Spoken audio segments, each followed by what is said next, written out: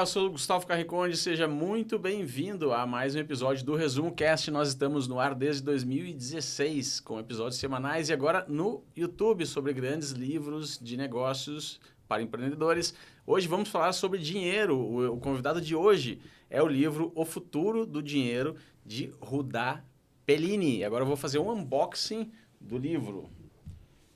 Então está aqui, Rudá Pellini, O Futuro do Dinheiro, banco digital, fintechs, criptomoedas e blockchain. Entenda de uma vez por todas esses conceitos e saiba como a tecnologia dará mais liberdade e segurança para você gerar riqueza.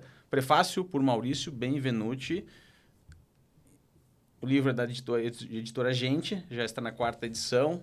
Nós temos aqui a primeira orelha e aqui nós temos uma imagem interativa do livro, onde você pode apontar o celular e ele apresenta uma imagem extra com as moedas. E aqui fala um pouco da história do dinheiro, talvez o futuro, surgindo lá com trocas de commodities, sal, provavelmente, depois ouro, depois o dinheiro em moeda e talvez um B aí, uma moeda em B, no final de B, talvez o Bitcoin. O que será que é, né? O que será que é? Vamos ver, o futuro do dinheiro.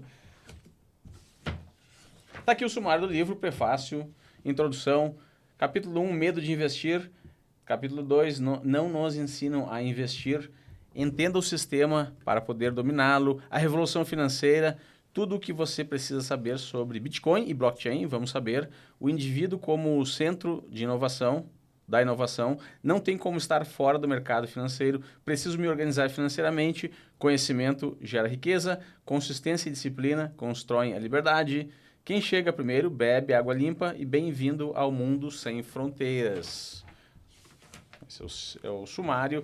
O livro tem diversas frases iniciando cada um dos capítulos, algumas imagens e finaliza aqui com o autor Rudá Pellini.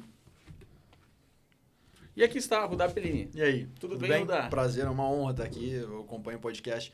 Não sei se desde 2016, mas 17, né, você falou? 16. Eu acho que pelo menos desde 2018, 2019 eu acompanho e sempre falo, puta, quando eu escrever um livro eu quero estar no Resumo Cast. De fato, eu acho que assim, é um marco, tá?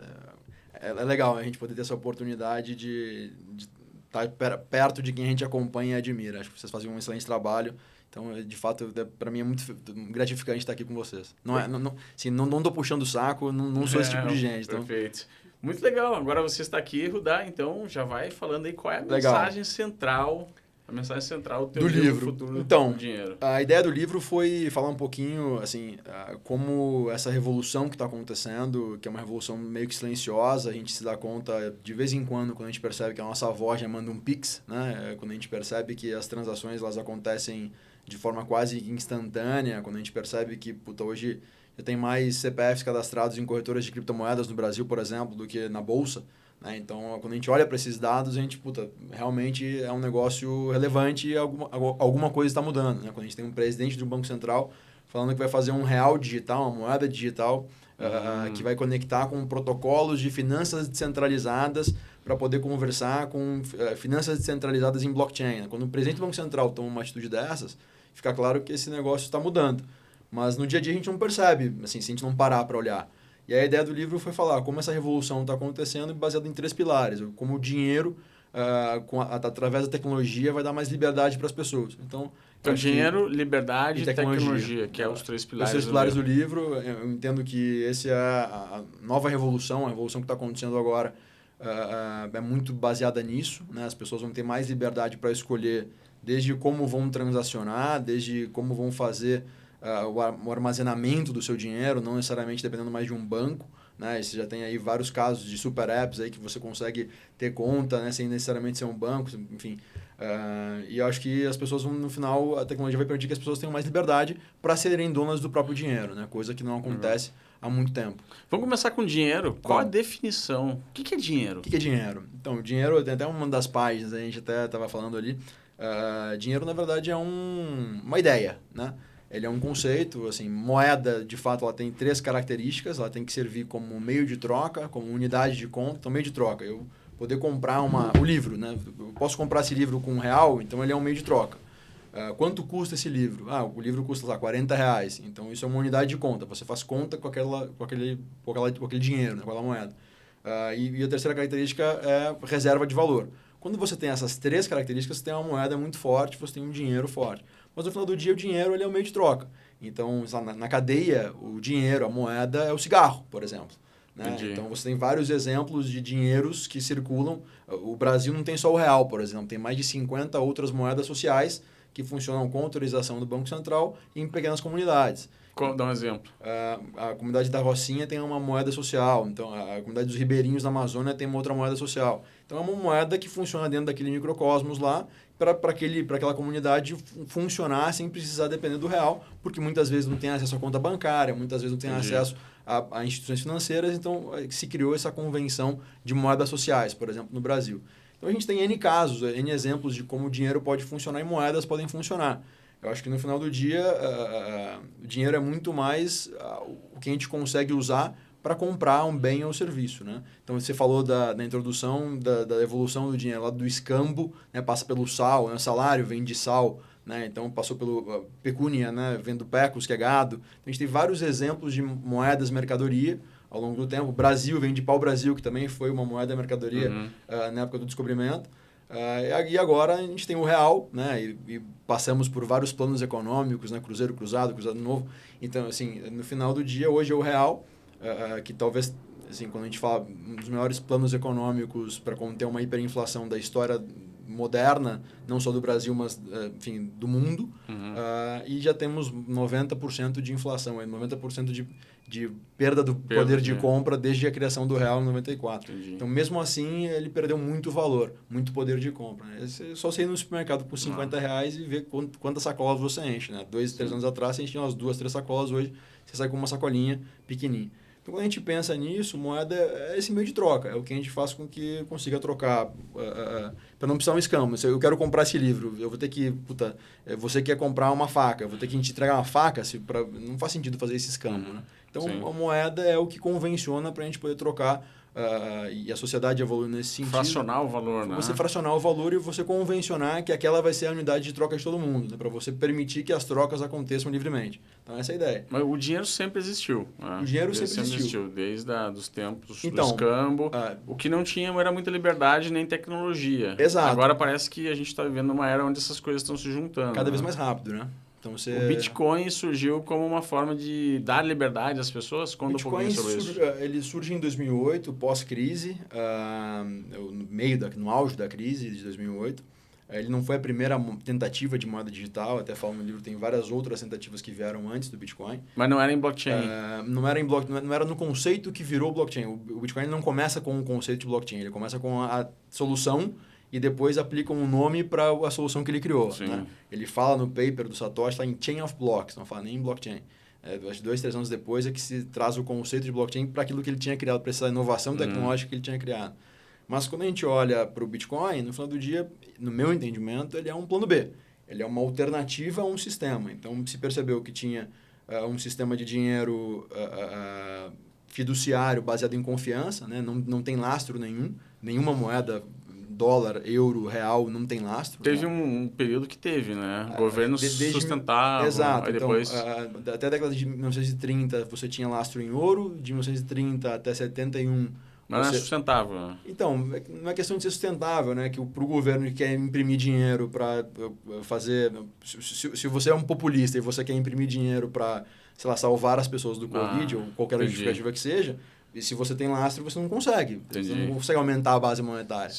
Então, o que esses caras fizeram? O dólar, de 2020, do início da pandemia até agora, 1/4 do dólar em circulação no mundo foi emitido de 2020 para cá. Então, a gente está falando de 1/4 de toda a moeda circulante, da maior moeda do mundo, né? do dólar, principal potência mundial, 1/4 num período de 109 anos, 108 anos de história do Banco Central Americano, em 2 anos, fizeram 1/4. Então, o que isso vai acontecer? Você vai aumentar a oferta, quando você aumenta a oferta, você tem, basicamente, o preço cai, né? A moeda também tem oferta e demanda.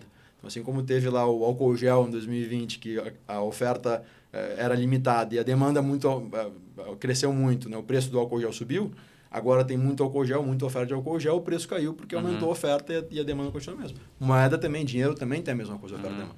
Então, quando você tem um aumento muito grande de base, você tem inflação. E o Roberto Campos, avô, né, falava isso, você tem inflação por aumento de base monetária, né, que aí de fato você perdeu o poder de compra pelo aumento desse dinheiro circulante.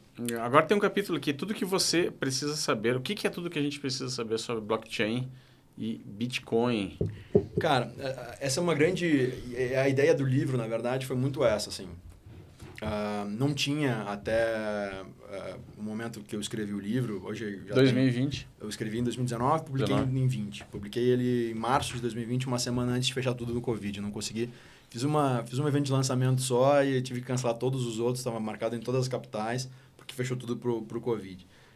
Graças a Deus agora a gente está com quase 30 e pouquinhas mil cópias vendidas, então virou, mas foi um susto na hora, foi puta, e agora? Né? Mas enfim, a ideia de escrever o livro foi falar um pouquinho também sobre cripto. Ele não é um livro sobre blockchain, sobre criptomoedas. Ele é um livro que a ideia é passar um pouco da visão de tudo que está acontecendo, que é muito mais do que só blockchain, muito mais só do que Bitcoin, muito mais só do criptomoeda. O futuro do dinheiro não é só Bitcoin. Blockchain. Não é. Cara, o futuro do dinheiro é você poder, sei lá, usar o mercado pago para ter sua conta bancária que veio do Mercado Livre, e aí você está ali, o futuro do dinheiro... Não sei se pode falar marcas aqui. Pode. Enfim. O futuro do dinheiro é você ter, cara, pedindo um Rappi e você ter um banco dentro do aplicativo que você pede comida em casa. O futuro do dinheiro é muito mais que isso, né? É você conseguir pelo WhatsApp fazer pagamentos, enviar, receber, é o Pix. É você poder ter uma conta internacional, para ter investimentos no exterior num aplicativo que não é um aplicativo bancário, né? Acho que é um movimento muito maior do que simplesmente Bitcoin. E a ideia também foi falar um pouco sobre tudo que está acontecendo, mas o meu passado, a minha história vem de cripto. Estou nesse mercado desde 2015, pelo menos desde 2016 eu palestro sobre esse tema. E, cara, não tinha nenhum livro comercial, um livro introdutório. E aí a tese do meu livro foi justamente essa. Como é que eu faço para minha avó entender o que está acontecendo e o que eu faço? Esses foram meus dois use cases, assim. E como é que eu faço para... Então, precisava que alguém que não conhecesse nada entendesse pelo menos, entendi. Até para perder um pouco do preconceito, que tem muito, né? E aí, eu falo um pouquinho de golpe, de fraude, como é que as pessoas podem se proteger, porque tem muito também. Assim, e aí até tem um estigma, né? Você fala de cripto, Bitcoin, não, esse negócio é golpe, não, esse negócio é fraude. Sim. Né? Na verdade, o Bitcoin é super seguro, né? O Bitcoin, sim. Fala dessas redes aqui. Explica para tua vovozinha aí como é que seria redes descentralizadas. Na prática, a gente tem... vamos pegar um exemplo da vovozinha, né? Você tem... Que até esse exemplo não conseguiu colocar no livro porque veio depois. Pensa no mercadinho da esquina que você faz fiado lá. Tem um livrinho caixa do dono do mercadinho que ele faz a lista dos fiados. Todo dia ele pega a página anterior de manhã, ele pega a página do dia, o fechamento do caixa do dia anterior e faz o lançamento, abre o caixa com os saldos, quais são as contas, quem está devendo e quem está com crédito. E bate os saldos de todas as contas ali. No final do dia, ele fecha essa folha e faz a mesma coisa. Legal. Esse é um modelo centralizado, né? Então, se eu roubar o livro do tiozinho, dono do mercadinho, ele simplesmente perdeu o controle dele e já era, né? Sim. Vamos pegar um modelo desse... Mas o próprio livro é conectado. Cada página seria um bloco e o chain, a conexão é anterior com o do dia seguinte. Exato. Né? Agora você pensa assim, como é que esse cara poderia deixar esse negócio mais seguro? Todo mundo que está todos os clientes desse mercadinho, no final do dia e no início do dia seguinte, ele vai comunicar, vai fazer uma ligação de vídeo com todo mundo e falar, pessoal, vamos bater os saldos aqui e todo mundo tem que atualizar os saldos. Isso é uma informação sendo distribuída numa rede centralizada. Legal. Então a informação é distribuída, todo mundo registrou. Se você quiser mudar uma informação, o Rudá está devendo lá R$200 e ele quer alterar. Antes, no modelo centralizado, eu só ia lá, apagava uma folha, ou arrancava uma folha e resolveu. Perdi o controle dele e eu parei de dever no final do dia, né? Se ele não sabe o que eu estou devendo, morreu o controle dele. Nesse caso, eu vou ter que fazer em quantas pessoas, vou ter que pegar quantas folhas de quantas pessoas na casa de quantas pessoas. É inviável. É possível? É possível, mas é inviável. Então, quando você começa... Na rede do blockchain são quantos? Milhares de pessoas. Conexões. Milhares de conexões, então, milhares de peers. Muito pouco provável. Então, você sempre vai ter essa informação. E você sempre tem essa informação sendo distribuída, no caso do Bitcoin, a cada 10 minutos. Então, a cada 10 minutos, você olha a página do livro anterior e você escreve a nova página. Então, a todo momento, como você está sempre... Por isso que é blockchain, é uma cadeia de blocos. Então, a todo momento, você olha para a transação anterior, para o bloco anterior, e escreve o novo. Então, você não consegue reescrever um elo numa corrente. Pensa numa corrente, não consegue reescrever um elo da corrente depois que 4, 5 páginas foram para frente, depois que 4, 5 elos foram para frente. Você tem que voltar em todas as páginas. Imagina fazer isso com, sei lá, milhares de blocos com a mesma informação, milhares de pontos, né, com a mesma informação. É inviável. Então, basicamente, essa é a lógica de uma blockchain. Por isso que é muito mais seguro o ponto de vista de armazenamento da informação. Então, a cada novo bloco, você verifica a cadeia inteira. Então, basicamente, todo bloco novo, você está mantendo a rede mais segura e assim por diante. Então, essa é a explicação para a vovozinha. Isso que você explicou é o blockchain, Esse é onde o Bitcoin foi construído, em cima do blockchain, que também tem os NFTs, exato, tudo uma funciona série de mais outras. ou menos Exato. nessa lógica. Toda a lógica funciona em cima desse mesmo sistema de registro. Na verdade, é uma tecnologia de registro distribuído. Então, em vez de você registrar num data center, num lugar único, que pode ser um ponto único de falha, né? Pode, como eu dei o exemplo do livro caixa do tiozinho, pode ser roubado, pode ser fraudado, pode pegar fogo, ele perder essa informação. É uma tecnologia de registro distribuído porque todos os peers, todos os usuários daquele sistema estão enxergando a mesma informação e armazenando individualmente a mesma informação coletiva. Então, a ideia é essa. Por isso que esse sistema isso traz segurança, transparência. Traz segurança, Por que transparência. Que tem golpes, então, associados, já que é seguro e transparente? Então, os golpes, eles não são associados à tecnologia. Não é quebra da tecnologia, mas sim ilusão das pessoas, né? É desconhecimento. Você tem um tema que está na mídia o tempo inteiro. Engenharia social. Engenharia social. Você tem um tema que está na mídia o tempo inteiro alguém falando, o tempo inteiro as pessoas falando que subiu, valorizou, não sei o quê. As pessoas usam de artimanhas, né? Como o desconhecimento sobre isso é grande, a gente está falando... é difícil as pessoas entenderem como funciona o Pixel, como funciona uma TED. Imagina explicar um negócio complexo desse. Não é fácil, não é trivial. Ficou fácil aí, por Agora exemplo. ficou. Mas não é trivial, vai.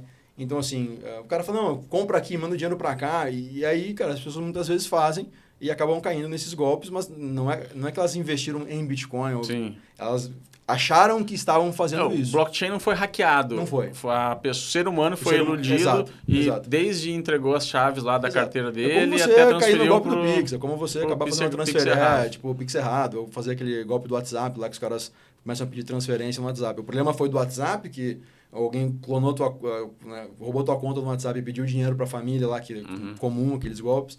O problema não foi a tecnologia, não foi o WhatsApp o problema. O problema foi que você mandou dinheiro para a conta de um terceiro que você não sabia, porque alguém falou que alguém supostamente se passou por um conhecido, enfim. Agora, o blockchain tira o poder dos governos centrais e dos bancos, certo? Porque não são mais eles, então, que são responsáveis pela toda a gestão do sistema do dinheiro, né? O blockchain por si só não. O Bitcoin, eventualmente, sim. É o Bitcoin. Eu acho que o Bitcoin... Fala como é que seria isso, então. Então, ele é muito mais do que uma moeda. Acho que esse conceito de criptomoeda, ou moeda digital, acho que ele é frágil quando a gente pensa no Bitcoin, até porque, vamos lá, para aquelas meio de troca, unidade de conta e reserva de valor, ainda não tem, o Bitcoin de fato ainda não tem nenhuma dessas três características muito claras, né? Você pode comprar coisas, mas não dá para dizer que é um meio de troca amplamente usado, nem uma unidade de conta. Mas não é porque as pessoas não aceitam. Não, à medida que elas começarem a aceitar... É isso, é uma questão de tempo. Acho que estamos chegando lá. Mas ele nasce para ser mais do que uma moeda. Ele nasce para ser um sistema de dinheiro eletrônico. Então, a tese, o nome no paper, diz que é um sistema de dinheiro eletrônico ponto a ponto. Então, é um meio de você usar... O sistema de dinheiro eletrônico do real tem várias instituições. Tem o Banco Central, tem o Comitê de Política Monetária, tem a Casa da Moeda. Então, o Bitcoin também tem. Vários players. Tem os mineradores. Bitcoin já é tudo Não, o Bitcoin ele também tem essas entidades. Ele tem os nodes, ele tem os mineradores, ele tem os usuários. Então, ele também tem... Ele tem a Casa da Moeda, né, que são os mineradores. Ele tem o Comitê de Política Monetária, que já foi definido, é um código. Já foi definido lá na criação. Então, ele tem essas diferentes entidades também como um sistema de dinheiro. Mas ele é eletrônico, ele é transparente, ele é descentralizado. Ele não tem uma autoridade central que decide a regra. Os usuários que decidem quando querem atualizar, se vão fazer uma votação para nova melhoria de código e para implementação. Por que eu acho que eventualmente ele pode, enfim, ser um meio alternativo para um real ou um dólar? Cara, porque se as pessoas entenderem que elas querem mais liberdade e que elas dependem de um governo para dizer se você pode ou não usar o seu dinheiro... Acho que nesse caso fica claro que tem um negócio alternativo descentralizado que você pode fazer quando você quiser, você não precisa pedir permissão, potencialmente um negócio inovador e assim, totalmente disruptivo, né? Mas Rudá, isso não acontece mais. Assim, vamos olhar o Collor, né? Quando ele chega e fala, atenção, todo o dinheiro que está na poupança de vocês agora do Estado, cara, isso é um problema, né? E aí, você vai fazer o quê? Se um governante maluco aí assumir o poder e falar que agora o dinheiro não é mais de você, o dinheiro agora é do banco e já era, o dinheiro é do Estado e azar você. Entendi. Como é que faz? O que você vai usar o quê? Com Bitcoin, quem tem o seu wallet é o dono É o dono, absoluto daquela absoluto. É uma wallet, carteira ao portador. Se você tem acesso à chave, você pode mandar sem pedir permissão para ninguém. Então, assim, é um negócio inovador. Vai pegar? Vai ser esse? Cara, talvez sim. Eu acho que talvez tem grande chance de ser o Bitcoin, de futuramente ele servir como, sabe, talvez uma reserva de valor no futuro, talvez um meio de troca, uma camada, um layer 1 de aplicações, né, de blockchain, de Web3. Mas, assim, acho que o mais legal disso tudo não é nem saber, tentar acertar o caminho, tentar acertar o destino, é acompanhar o caminho. Eu acho que é acompanhar a jornada que é o mais legal. E quais são alguns cases aí que você acha interessante sobre a utilização de blockchain, também pode falar de NFTs também, Cara, de criptomoedas acho que tem em geral? muita coisa acontecendo. Eu até falo alguns cases, assim, eu escrevi o livro em 2019, né? Então, vários dos cases que eu cito no livro, até a gente está atualizando agora, já está na 4ª edição. Acho que a 5ª já vem com algumas atualizações. Mas, assim, eu acho que hoje tem muito case, cara, de DeFi, de finanças descentralizadas, do ponto de vista de você fazer instrumentos financeiros que usualmente são feitos por bancos, né, por grandes instituições financeiras, de forma descentralizada, as pessoas poderem participar desse movimento. Acho que tokenização, seja NFT, né, seja você fazer uma imagem digital tokenizada, acho que só para explicar, token é a representação digital de algo físico, né? Ou de alguma coisa, não necessariamente algo físico. Então, token é a representação de algo, na verdade. Então, quando a gente fala de tokenização, a gente está falando da representação em um arquivo em blockchain, né? Em um programa, de algo que pode ser físico ou digital. Então, isso é um token. E a tokenização, cara, de mercado imobiliário, de imóveis, de ativos, né? De precatórios. No Brasil tem vários cases. Então, acho que, de fato, é um negócio que, cara, é muito mais eficiente, é muito mais transparente, é muito mais barato no final do dia. Então, assim, você consegue eliminar intermediários, reduzir fricção. Então, acho que tem, assim, a gente pode ficar 1h30 aqui só falando de cases de aplicações de uso para essas tecnologias.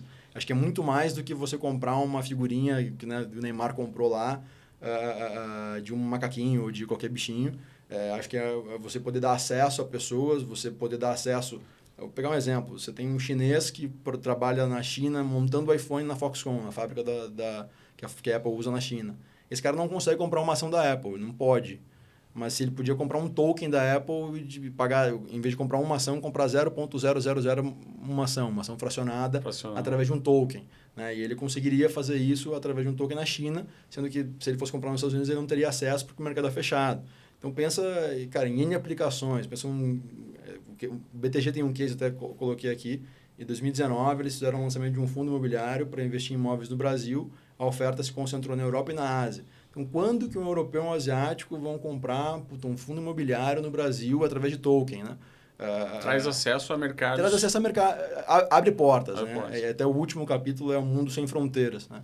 Eu acho que a última fronteira que a gente viu, bom, talvez o Covid tenha atrapalhado um pouquinho, porque todo mundo ficou em casa com restrição de voo, né?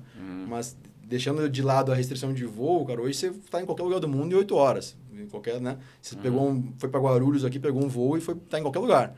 Então não tem mais fronteira, né? Pega a criançada, tá jogando o jogo, tá jogando o joguinho com um cara na Rússia, com outro na China, conversa todo mundo em inglês, e o negócio funciona e troca a moedinha do jogo. E assim, acho que, de fato, a última fronteira, a última divisa é a do dinheiro. E ela tá acabando. Né? Então, assim, a geração que tá vindo, ela não tem noção de que dinheiro é papel, é físico, de que dinheiro você não pode usar para comprar um negócio da China ou de qualquer lugar, tem que fazer câmbios. Esses conceitos são antigos, né? São conceitos legados. Acho que isso vai acabar.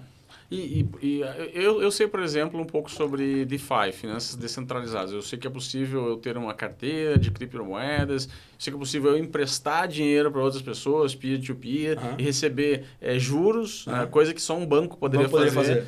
Mas hoje é possível, mas não é 100% ainda legalizado, ou talvez seja. Me fala a tua opinião sobre isso aí. Então, qual é, na tua opinião, o roadmap disso aí? Em quanto tempo mais a gente vai estar vendo pessoas comuns emprestando dinheiro, fundando seus próprios bancos familiares, enfim? Eu acho que assim, a gente tem dois conceitos. você já tem, no Banco Central, por exemplo, o conceito de peer-to-peer lending, então você já consegue, né, fazer empréstimos P2P no Brasil, isso já é possível, sem que ser uma instituição de pagamento, mas você já, se tiver a regulação, já pode ser uma plataforma que vai permitir que isso aconteça de forma direta e isso funciona. Mas falando de DeFi, que daí não depende, ou pelo menos não necessariamente depende de um banco central ou de um órgão regulador autorizar. Que eu posso emprestar para qualquer pessoa do mundo Exato. inteiro. Né? Assim, eu acho que tem dois caminhos. Tá? Eu acho que alguns países já estão regulando e tem uma diferença de ser regulado e ser ilegal, né? Ser legalizado. No Brasil tem um projeto de lei que tenta legalizar isso, mas já é regulado, já tem uma regulação, um arcabouço legal, um arcabouço jurídico para permitir que isso funcione, né? Então, ele não é ilegal, não tem ainda uma lei, mas não é ilegal, não é proibido, mas ainda não tem uma...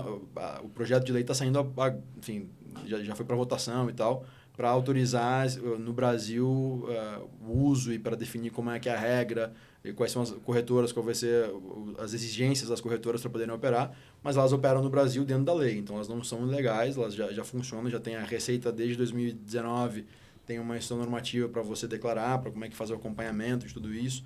Então, acho que desde 2017 a Receita no Brasil já exige que você declare no seu imposto de renda, por exemplo, se você tem ou não criptoativos. Então, assim, isso está avançando muito, não só no Brasil, mas no mundo todo.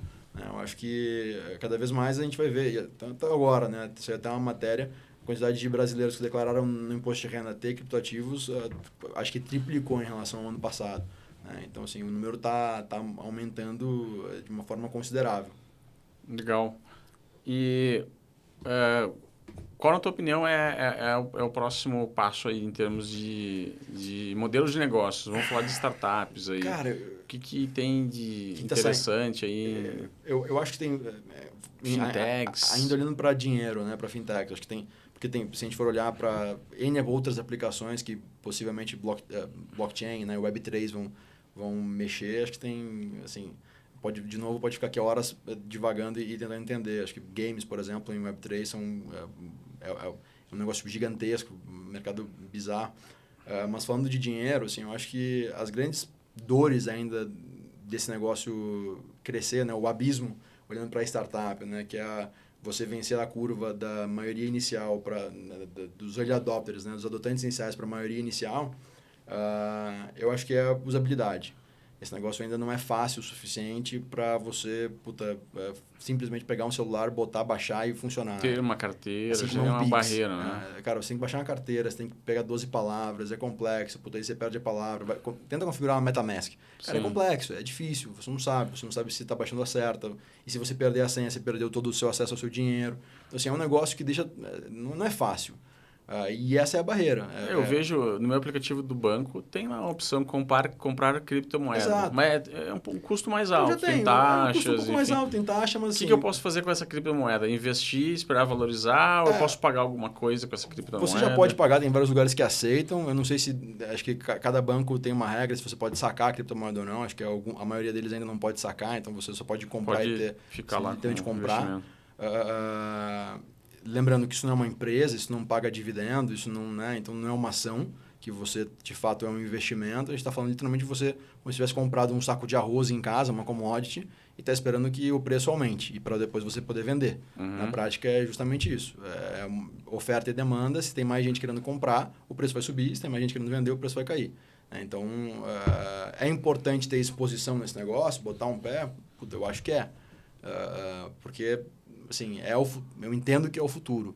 Agora, quanto de exposição? Cara, pouco. 1%, 2% do seu patrimônio, sei lá, 5%, 6% se você for um cara que gosta um pouco mais de risco, 10%, 15% se você gosta muito de risco. Mas não, ainda é um negócio que precisa ser provado, né? Ainda é um negócio que falta passar por uma crise, como a gente está vendo agora, falta passar por uma hiperinflação, falta passar por um momento... Ele surgiu na crise de 2008, mas até agora... a gente viveu um mundo de juros baixos, de um outro contexto econômico. Acho que agora que a gente vai ver, de fato, a antifragilidade desse sistema. Agora que a gente vai ver, de fato, para que isso veio, né? Legal. O teu livro, ele é Futuro do Dinheiro, mas ele fala sobre investimentos também. Então, fala sobre o que é o medo de investir e por que a gente não aprende a investir na escola. Ninguém nos ensina a investir. São 2 capítulos. São 2 capítulos do livro. Quando a gente... E assim, eu dou palestra sobre isso desde 2016. E as dores das pessoas sempre são, assim, eu sempre pergunto, puta, aí, qual é a dificuldade? As pessoas sempre, puta, não sei fazer. Como é que eu faço para investir? Como é que eu faço para comprar uma ação? Como é que eu faço para comprar uma cripto? Onde eu devo botar meu dinheiro? Eu lembro que minha prima perguntou para mim, assim, ela tinha 14, 15 anos na época. Rudá, como é que eu faço, primo, como é que eu faço para... Eu tô com, sei lá, R$400 guardados no meu Nubank, como é que eu faço para transformar em 1.000?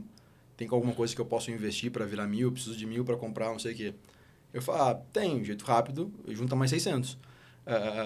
Porque no final é isso, as pessoas não se dão conta. Puta, de 400 para 1.000, estão falando de 150%. Né? Então não tem um jeito mágico de você comprar qualquer ativo sem risco que vai transformar 400 em 1.000.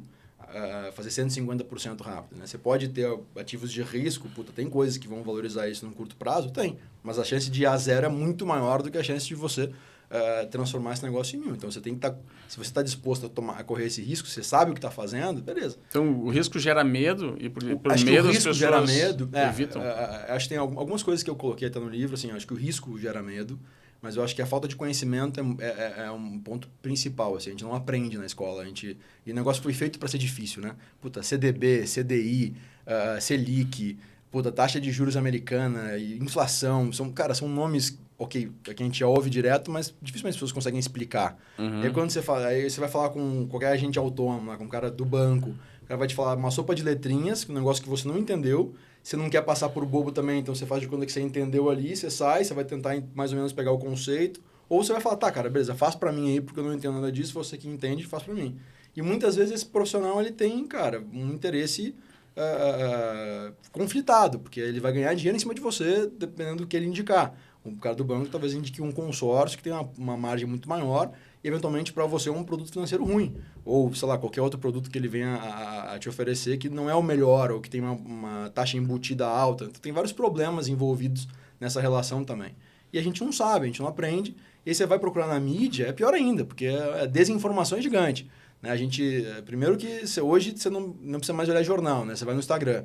Aí tem 58 gurus, cada guru diz uma coisa.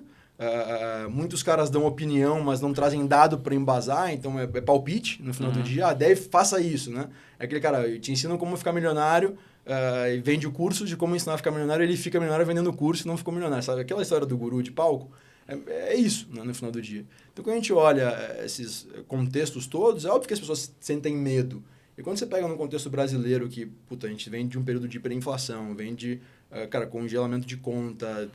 Assim, não é fácil para o brasileiro juntar dinheiro. Quando ele junta, vai lá o governo e toma. Né? Quando ele junta, vai lá e tem um impeachment. Quando ele junta, tem outro problema. Então, assim, o nosso contexto econômico também é difícil de fazer com que as pessoas queiram investir. Né? Então, assim, quando pega todo esse bolo de coisas, investir é um desafio. O cara que consegue, além disso, puta, inflação alta, o cara não consegue poupar. Cara, 58% das famílias do Brasil são endividadas. Né? Tem um nível de endividamento alto. Então, assim, no final, cara, não é fácil você começar a fazer esse trabalho. Então, é um trabalho de formiguinha. Puta, primeiro tem que pagar as dívidas, depois vou juntar um pouquinho de dinheiro. Aí você entender, você juntou, sabe, a vida inteira, você juntou 10, 15 mil reais. E agora? O que você vai fazer com isso? Não faz muita coisa. Né? Então, assim, como é que você faz para ir investindo, ganhando mais? Quais são as preocupações que você tem que ter? Então, a ideia do livro foi falar um pouco disso também. Assim, você falou um pouquinho sobre o futuro do dinheiro, que não é só o Bitcoin. O que mais entra aí no futuro do dinheiro? Pagamentos nos aplicativos, cara, bancos, eu acho que aplicativos? Eu acho que o futuro do dinheiro é um mundo sem fronteiras. Então, acho que o futuro do dinheiro, de fato, é você poder transacionar sem pedir permissão, você poder investir no que você quiser. Hoje tem muitas fronteiras, né? Hoje acho que está acabando, né? Ainda tem algumas, mas, cara... Você mandar uma remessa de dinheiro para fora do país é complicado. Mas você está falando, por exemplo, de DeFi, você consegue emprestar dinheiro para alguém na China, na Índia, em qualquer lugar, um protocolo de DeFi, é possível fazer. Né? Então, assim, acho que ao mesmo passo que ainda tem algumas restrições que são naturais, né, do sistema legado, e isso vai ser sempre, não vai acabar, você tem opções já. E acho que o futuro do dinheiro é você ter essas opções para investir melhor, você ter um cashback na compra de qualquer coisa, você poder receber um dinheiro de volta, você poder, cara, muitas vezes até ter novas fontes de renda, né? Então, cara, quero ganhar um pouco mais, vou fazer o Uber, por exemplo, né? Permitir que você trabalhe nas horas vagas, enfim, né? Ou que isso vire até uma nova profissão, né? Então, acho que a gente está vendo, a nova economia ela é muito descentralizada, eu acho. Eu acho que, acho que o conceito todo é descentralização, é descentralização de poder. É você tirar poder de meia dúzia de bancos, meia dúzia de instituições e você dar o poder de volta para as pessoas através da tecnologia, para elas decidirem o que elas vão fazer da vida delas. E você acha que os governos e os bancos eles vão conseguir se adaptar a esse mundo sem fronteiras? Porque eles vão perder a arrecadação, né? Os bancos já perderam muito dinheiro com o surgimento do Pix. Bilhões, alguns bilhões. Então, como é que fica esses interesses aí das grandes instituições? Eu acho que é uma briga boa de ver. Eu acho que é uma briga boa de ver. Assim, a gente sabe que no final do dia esses caras dificilmente perdem, né? Então, o dinheiro ele acaba voltando para as mesmas mãos. Isso é uma fatalidade, até porque a gente ainda vive num lugar onde o poder da caneta ele é muito mais alto e esses caras têm acesso ao poder da caneta. Né? Então, quando esse cara manda e desmanda, é complicado você tirar o poder desse cara. Mas eu acho que, aos pouquinhos, tem startups que estão fazendo esse trabalho. Aos pouquinhos, as pessoas estão se dando conta disso. É legal ver um presidente do Banco Central olhando para descentralização, olhando para open banking, olhando para conceitos onde as pessoas vão, de fato, poder ter mais poder. Né? Esse empoderamento, que a palavra não gosto muito, mas, de fato, das pessoas, eu acho que é um negócio, cara, transformador. Outro capítulo interessante. Conhecimento gera riqueza. Então, você falando, eu lembrei disso. Então, se é tão difícil investir, quanto mais conhecimento a gente tem sobre essas dificuldades, menos elas ficam difíceis, dificuldades. Exato. Eu acho que a ideia, até nesse capítulo, eu dou algumas indicações de outros livros que me ajudaram no processo de entendimento sobre isso. O primeiro livro que eu li sobre investimento que de fato mudou assim foi Pai Rico, Pai Pobre. Até pode ser meio piegas falar, mas foi um livro que de fato li com 14 anos e eu decidi que com 28 eu me aposentaria no conceito do Kiyosaki, né? Então é um livro que eu acho que é legal porque explica como funciona para ganhar dinheiro e para não gastar, porque você tem que ganhar mais do que gastar menos do que você ganha, né? Então aumentar cada vez mais o quanto você ganha, conseguir otimizar novas fontes de renda. Então tudo isso foi que na minha cabeça foi, é isso. Enfim, eu acho que tem outros livros de cripto também. Esse não é um livro, esse é um livro introdutório. Então, muita gente fala, putz, mas eu li esse livro, mas é introdutório, eu queria saber mais. Eu até indico outros livros para entender mais Bitcoin, para entender mais cripto, para entender mais essa revolução, a internet do dinheiro. Né? Então, dou algumas sugestões de leitura. Mas, assim, eu acho que o conhecimento, de fato, é o que gera riqueza, cara. Acho que não tem outra forma. E aí, quem quer investir, quem tem pouco... talvez esse é um conselho, assim. Quem tem pouco dinheiro para investir, acho que é melhor começar investindo em si mesmo, em conhecimento. E não precisa ser... muitas vezes não é nem pago. Cara, hoje você tem no YouTube canais muito bons e conteúdo muito bom, gratuito, que você consegue aprender sobre tudo isso que a gente está falando. Né? Assim, não é nem meu, nem tem canal. Né? No final do dia tem uma porrada de gente, tanto brasileiro quanto gringo. Mas eu não sei inglês. Cara, o YouTube já tem legenda, então você consegue aprender. Acho que no final, hoje, não aprende, não gera conhecimento, não consome conhecimento que não quer. E acho que não tem uma forma melhor, não conheço pelo menos, uma forma melhor de você gerar riqueza, se não através do conhecimento. Legal. E como é que funciona a tua startup ou a tua instituição? Cara, a gente tem uma Venture Builder. A gente começou até no livro, chamava Wise and Trust. A gente está mudando o nome dela. Ainda não é público, então não vou falar. Mas, enfim, a gente está mudando posicionamento, conceito e tal. Mas a gente entende hoje que a gente é uma Venture Builder. E o primeiro negócio é a Arthur Mining, que é uma operação de mineração de bitcoins nos Estados Unidos. Basicamente, a gente produz Bitcoin, a gente é o processador da rede. Então, quando a gente é a casa da moeda, a gente é o emissor de novos Bitcoins e é o processador, é o AWS, né?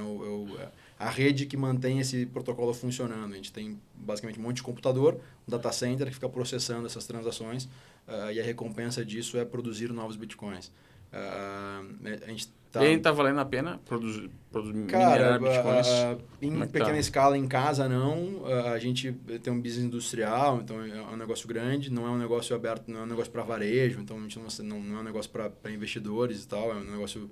a gente faz rodada de equity, então a gente olhou muito mais para o mercado de energia, como é que a gente consegue, através dessa solução, otimizar as operações de energia. Então, nosso grande cliente é a indústria de energia. Então, a gente fornece um serviço quase que de uma bateria para o mercado, para a indústria de energia, para o gerador de energia, grandes operações de geração. Assim, para a gente está um negócio muito bom. Estou falando de EBITDA acima de 50%, um negócio que dá uma boa margem. O negócio está crescendo. A ideia é abrir capital desse negócio em breve. Aí. E você acha que terão outras redes aí interessantes de minerar, Ethereum? Cara, Ethereum está mudando, né?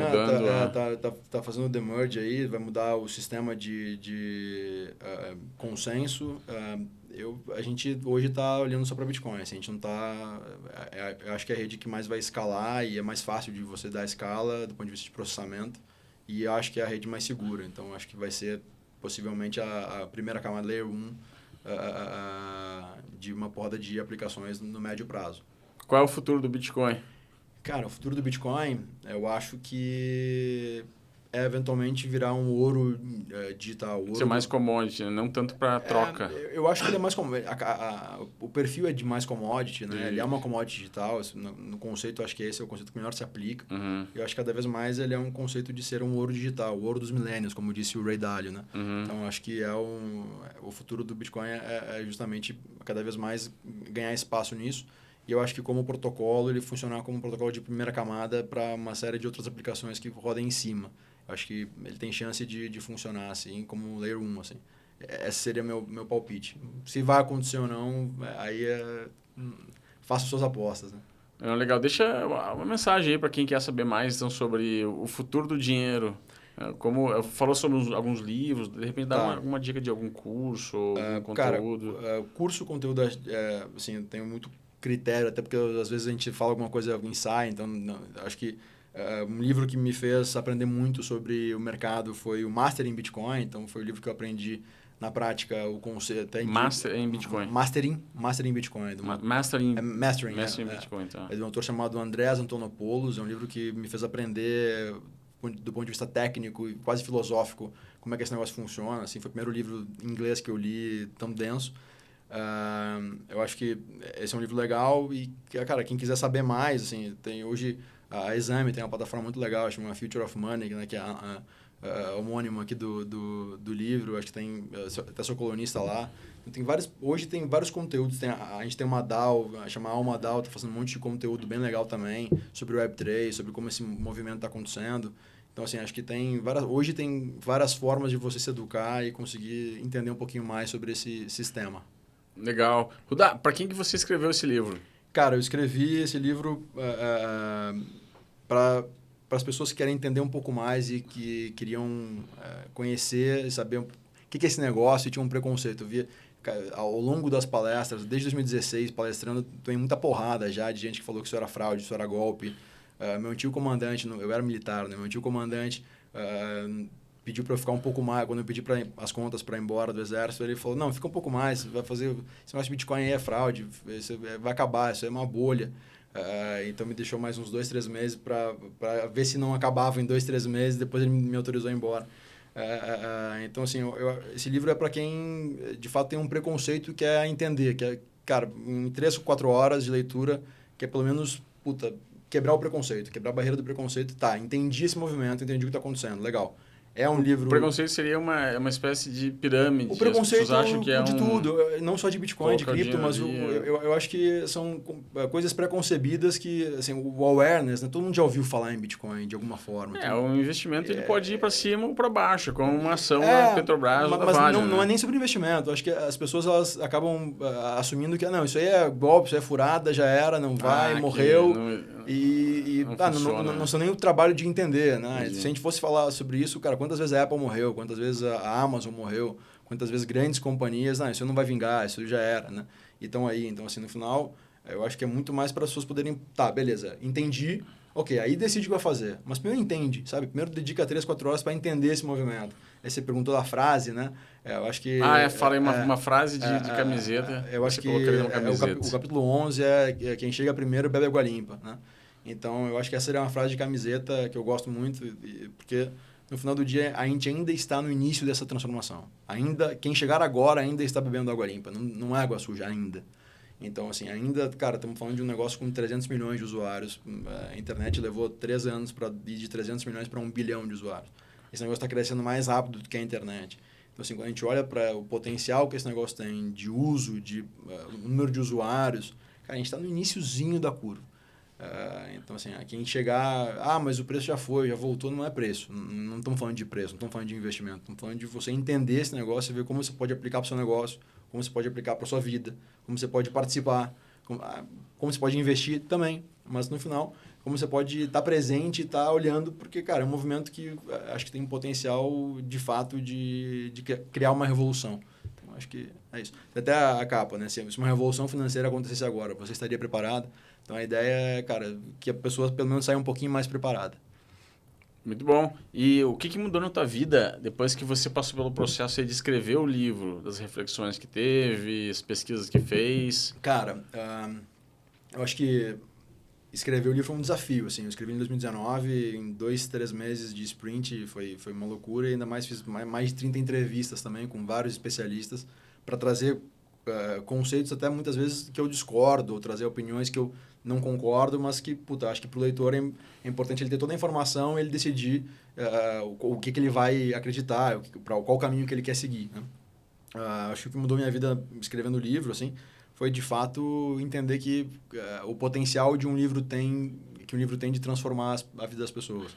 É surreal, assim, eu não tinha a menor noção do impacto que causa. Cara, direto eu recebo uma mensagem no Instagram: cara, muito obrigado, teu livro é bizarro, é até meio estranho falar assim, teu livro mudou a maneira que eu pensava, teu livro mudou a minha vida. Assim, tem mensagens que, cara, menor ideia, nunca fiz para isso.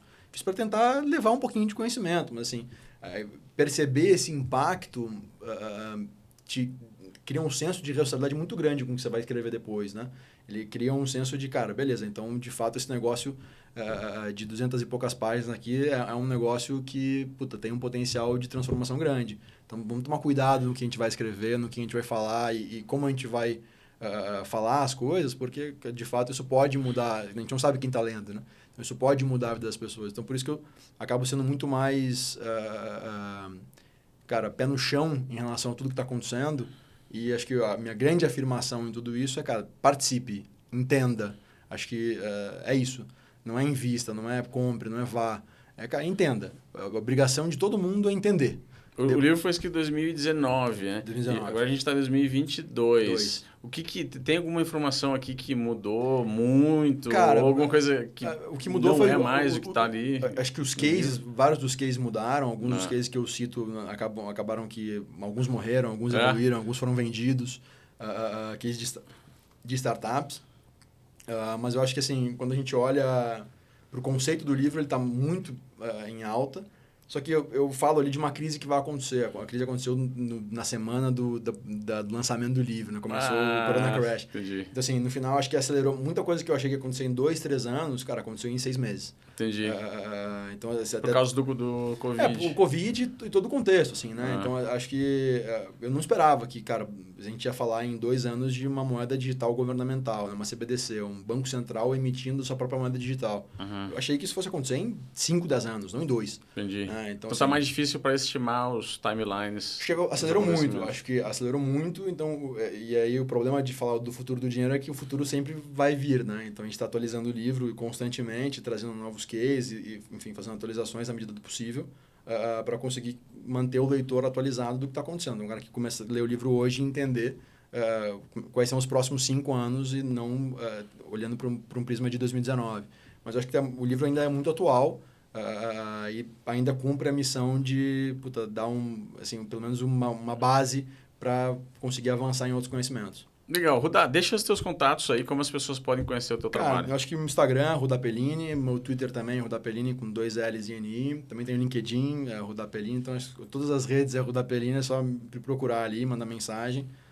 Estou à disposição, respondo. Acho que a ideia é essa, é estar ajudando as pessoas, de fato, de alguma forma, nesse processo. Legal. Obrigado. Eu que agradeço. E você que nos acompanhou até agora, muito obrigado por estar aqui acompanhando mais um grande livro para empreendedores aqui no YouTube do Resumo Cast. Peço que curta o canal aqui, ative o sininho, ative as notificações e comenta nos comentários desse vídeo aqui qual é o próximo livro que você quer ver aqui no Resumo Cast. A gente vai trazer aí autores para falarem sobre as suas obras. Muito obrigado e até a próxima.